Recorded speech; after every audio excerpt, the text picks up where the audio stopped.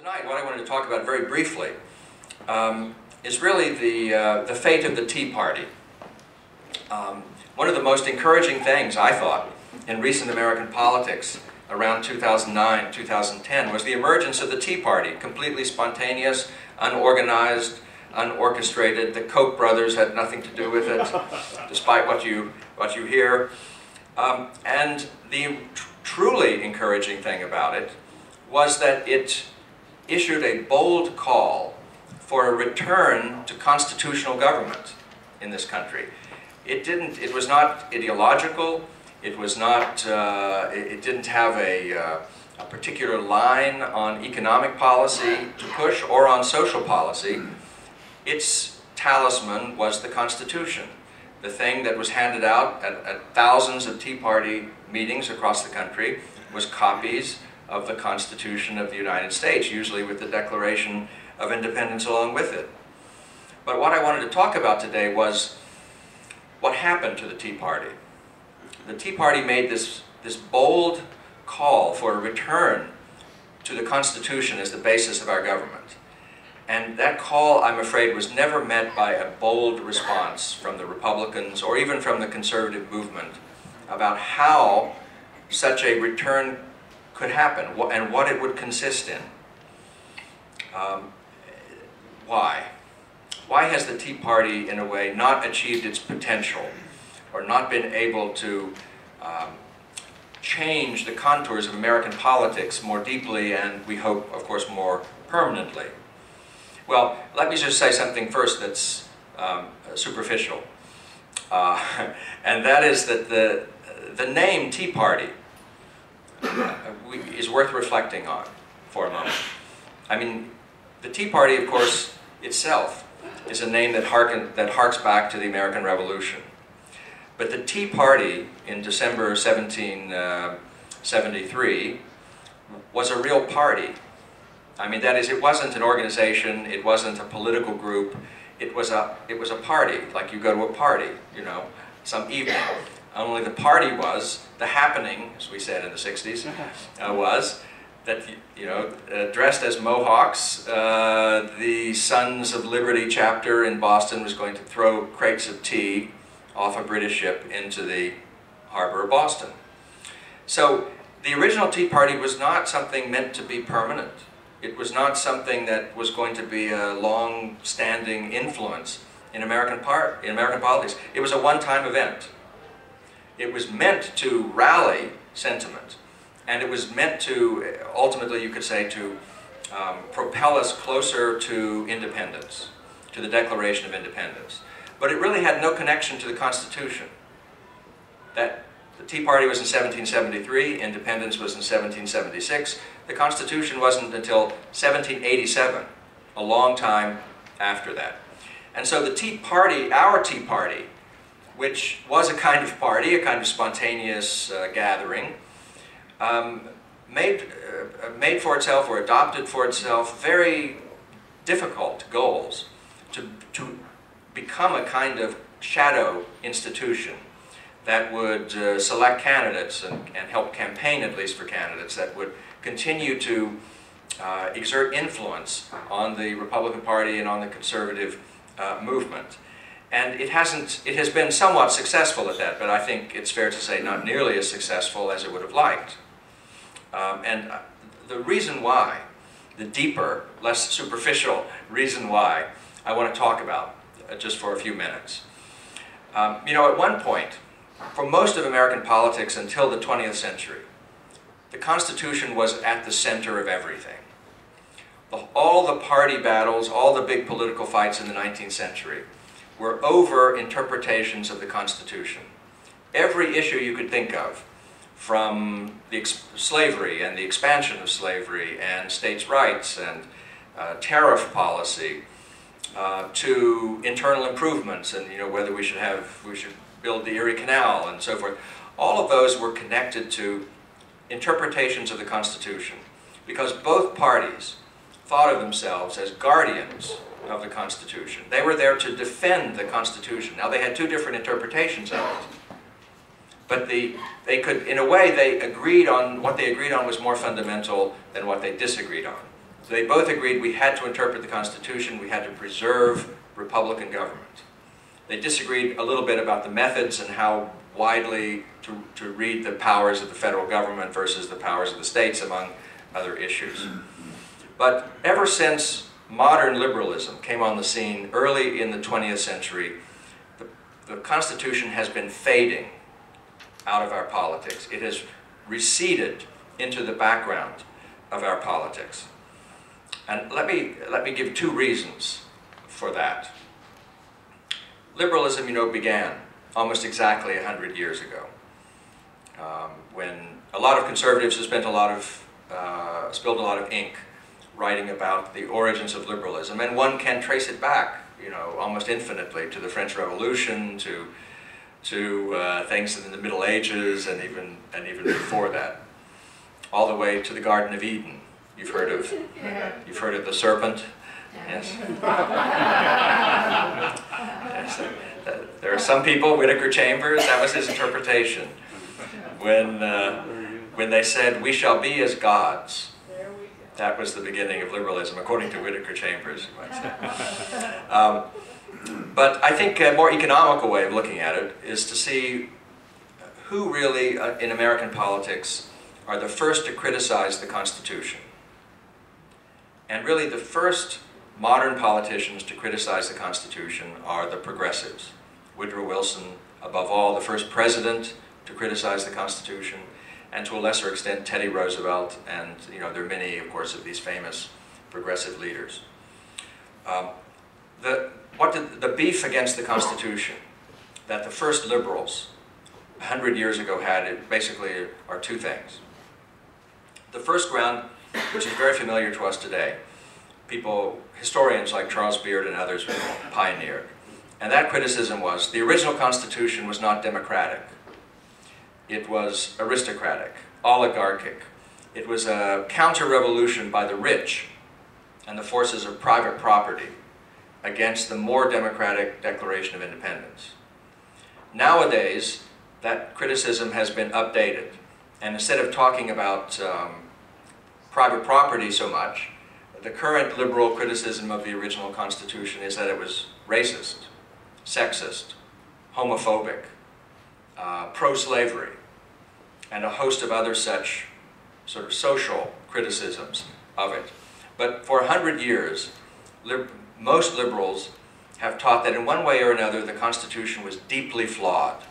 It was an immoral document, backed by the forces of social immorality of the time, whether you called them racists or you called them capitalists or whatever name you wanted to, whatever swear word you wanted to toss at them, that's who they were. But their criticism didn't stop there. The second prong of the first liberals and all subsequent liberals' criticism of the Constitution is not only was it unfair, unjust, repressive, but it was also unscientific. It was behind the times. It's out of date, certainly by the 20th century. This is the big criticism. It doesn't evolve. It stays the same, largely, except, of course, for the amendments. And Woodrow Wilson, about whom I know much more than I wish I did, actually said that the problem with the Constitution was its view of reality, its science is now out of date. Nowadays we know, he said this in 1912 among other times, also today we look up to Mr. Darwin as the greatest scientist of the age and the man who sets the terms of discussion for everything, scientific, political, sociological. And Mr. Darwin has taught us that government is a living thing. It must grow, it must evolve, it must survive against many environmental challenges of one kind or another. And our Constitution, he said, unfortunately, was meant to be permanent.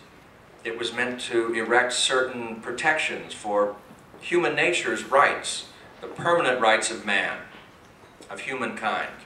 But what we found out, according to Wilson, is that human nature changes. It gets better over time. No, I know he actually believed that. It's hard to believe now, but he really did believe that. And so the whole purpose of the Constitution in his mind was misconceived, because they set out, among other things, to separate powers, to check and balance, to prevent the accumulation of too much power in any one set of hands. Because man, they understood, was fallible. Human nature was the same. We're not gods, but neither are we animals. We're in between. So we have certain aspects of divinity and imperfect rationality, but we also are creatures of passion and interest. So you can't trust us to do the right thing all the time, and so we have to be checked. His view was, however, that the purpose of government, that understanding was exactly wrong. What we needed to do is bring the powers of government together in one set of hands, or a few set of hands, to concentrate the powers of government so that good people could do good things with this power, so that we could solve our social problems without having to work through so many checkpoints and obstacles to our schemes. And in other words, his critique led him to the belief that rather than separating and limiting power, we need to concentrate it so that experts, people who have studied Woodrow Wilson, among other things, who can be trusted to wield power not quite unchecked, but a lot more unchecked than the founders would have prescribed, can do things for us, can experiment on the American people in a scientific way. Now, the purpose of government under the Constitution is to represent the American people. The purpose of the liberals' Constitution is to improve us, to perfect us, and to do that they need to experiment on us. And so social engineering, which today is a kind of right-wing dirty word, is actually something that people like John Dewey and even to a certain extent Woodrow Wilson endorsed. I mean, Dewey actually says he wants to be a social engineer when he grows up. And he lived a long time. 90-some years. So instead of representing us, the point is to reconstruct us, to make us into the people we ought to be, a more moral and more perfect people than the imperfect people we seem to be and have always been so far. And to do this, you need all kinds of new government programs. You can't have the kind of limited constitutional government of the 18th and 19th centuries. You've got to open it up to progress. You've got to have a government that changes as easily as society and the economy change. And that's what he set out to do. And when you have this kind of government, with these new kinds of programs, as he and others in that generation saw very clearly, those programs become the Constitution. They take the place of the Constitution. And so today, if you set out to try to, as we all know, reform Social Security, or Medicare, or Medicaid, or oppose Obamacare, it's as though you're trying to repeal the First Amendment, or the Second Amendment. Because from the point of view of the liberal project, those programs are as constitutional or more constitutional than anything actually in the Constitution, or virtually anything in the Constitution. If you want to try to repeal Obamacare, the attitude of the left is, that's unconstitutional. It's settled.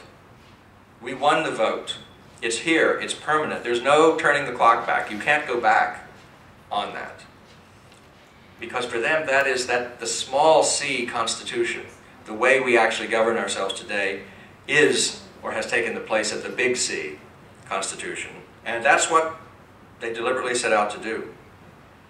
So today, when we talk about recovering the Constitution and trying to restore it to its rightful influence and make it relevant again, how can we possibly do that against a century's gradual transformation of our politics by liberalism? And it's a very difficult thing. But let me give you a couple of suggestions on how to go forward from here. One of them is we've got to start thinking about the Constitution as governing all of politics and not just judicial appointments.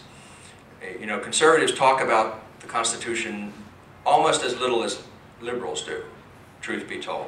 We only talk about it when there's a judge or a justice up for confirmation. And then we talk about the living Constitution, which is the liberal view versus our view, originalism, or whatever you might call it. There are a couple of different words that conservatives like to use. But in fact, everything, all the legislative programs and so forth, all the executive orders and decisions that the President issues, these are part of the politics of the Constitution. And we've got to put the Constitution back at the center of our politics.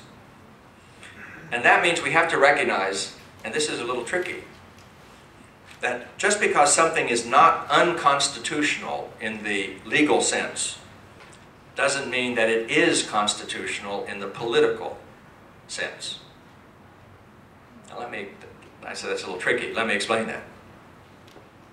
Just because the court says something is not unconstitutional, like Obamacare, doesn't mean that it can't be, that it is constitutional in the political sense or the larger sense. So let me give you a very graphic example, now almost forgotten. Go back to the beginning of the Republican Party, fighting slavery in the 1850s. The very first Republican president ran John C. Fremont from California in 1856. He ran on the same platform virtually that Lincoln ran on in 1860. Only the second Republican candidate, and of course the first to be successful. Both of their platforms called for a stop to the expansion of slavery. The whole issue in those years was whether we should allow slavery to expand westward into the open territories of the country or try to keep it confined to where it already existed. And the position of the Republicans was radical enough for the times, almost too radical. And the position was we should not let it spread another inch beyond where it already existed. We couldn't do anything about it in the states where it already was established because the Constitution gave no one the power to do that. It would take an amendment to do. But we were in charge, the Congress and the President were in charge of what to do with the territories, and we're not going to let this cancer spread further. We may not be able to cut it out, but we're sure not going to let it spread further. In 1857, 1 year after the first Republican president on that platform ran, the Supreme Court, in a famous or infamous decision, Dred Scott, essentially declared the whole platform of the Republican Party unconstitutional. They said, it is absolutely the constitutional right of every slave owner to take his slave anywhere he wants to go in the territories of the United States, and, implicitly, a political party dedicated to preventing that is unconstitutional. Now, that's what I mean. Here you have the Supreme Court telling you something very important is unconstitutional. Does that mean that you have to accept their opinion as a political rule? And Lincoln's view was no. Any decision of the Supreme Court has to, of course, apply to the parties in court. You can't try to interrupt that or try to prevent that would be a mob action. But you don't have to adopt the rule of one decision as though it had settled the question for all time and every other set of circumstances. Otherwise, a free people resigns its self-government into the hands of the 9 or however many members of the court there happen to be at any given time. And so, as with that issue, on a slightly smaller scale, I think also with Obamacare, the court found very narrowly and very peculiarly that the mandate, the individual mandate, in the Obamacare law was constitutional not as a regulation of commerce, but as a tax, which of course the administration always said it wasn't a tax until they had to say it is a tax, and I think currently it remains a tax.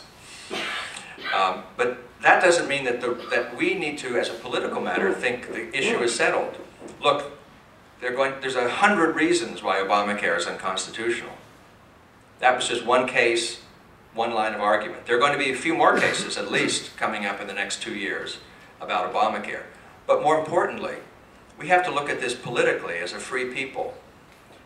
The whole idea of Obamacare is, in a certain sense, I would submit at least, unconstitutional. That is, it arrogates control over an enormously important part of the American economy to the government. It reduces citizens to subjects whose medical care is going to be more and more dictated by unelected officials wielding undelegated or delegated power that is unconstitutional. I mean, if you ever saw that, that horror document that the House Republicans put out, the chart of Obamacare with all the circles, lines, and so forth going from agency to agency. At the center of it is this huge black hole where all the real powers will be sucked into. And that's the office of the Secretary of HHS. That's Ms. Sebelius right now. But so much of that law simply left it to her to determine how things were going to be administered and what, in effect, the law was going to be, that it makes her into a kind of Roman dictator whose decrees are going to have, at least for a while, the effect of law.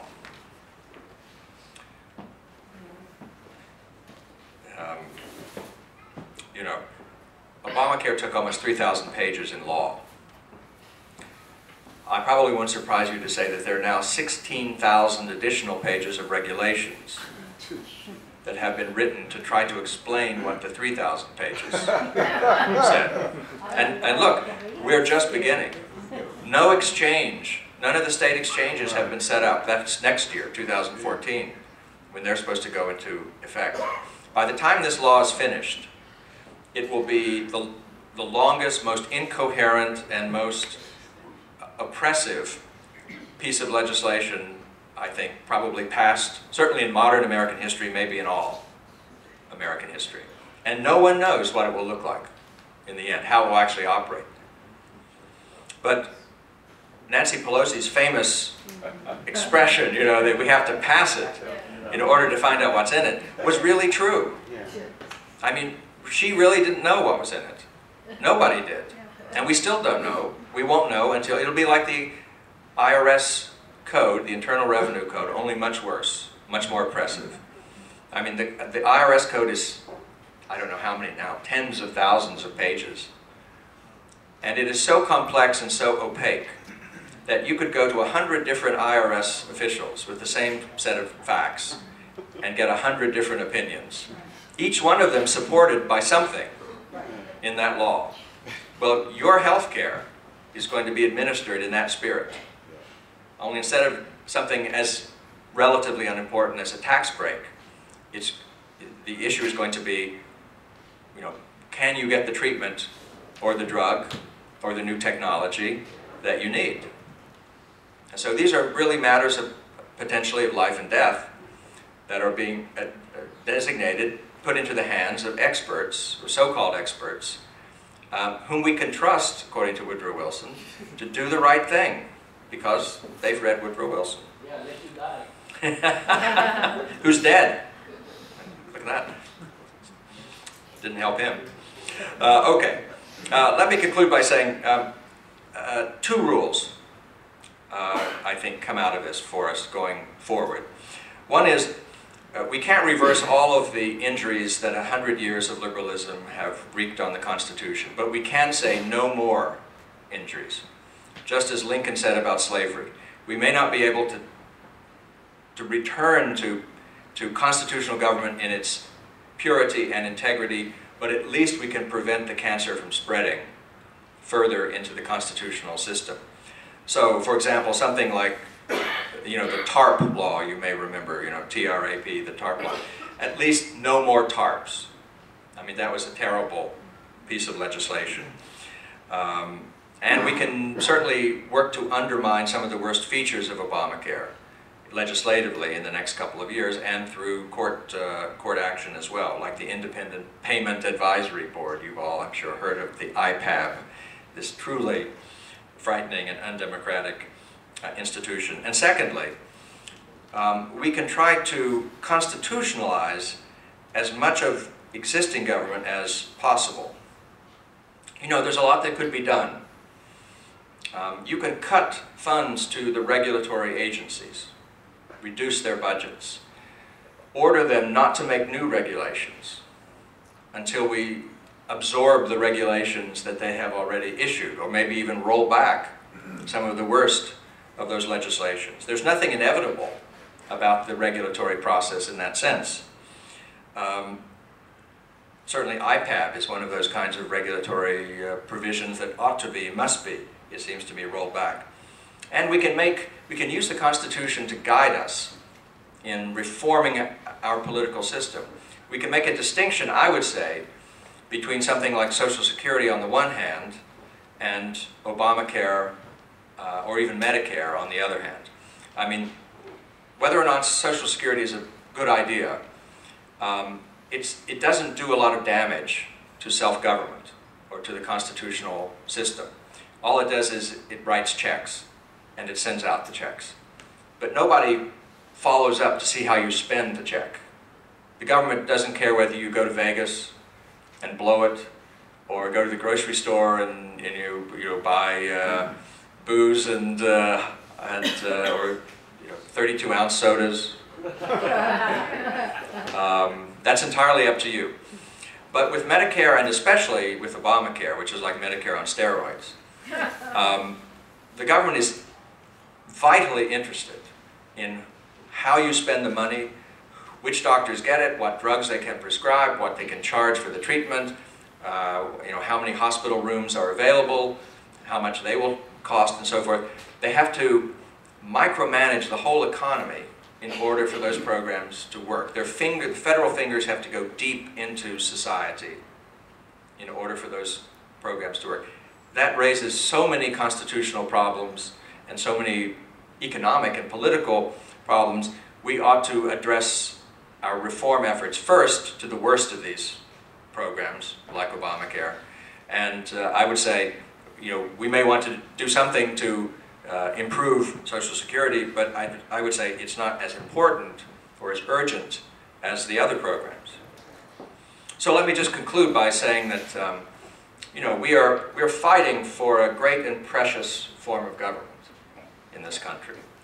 And we shouldn't forget that our issues with liberalism are not just issues of cost or accountability or the debt or the deficit or even the oppressiveness of taxes.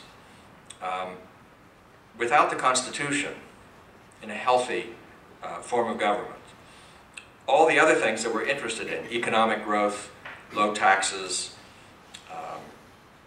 well-funded entitlements, more jobs, all of which are worthy, none of them will avail us very much if we lose the capacity to govern ourselves, if we let the Constitution slip through our fingers. And that's the great message that the Tea Party announced, but that so far we have not delivered on, I think. Thank you.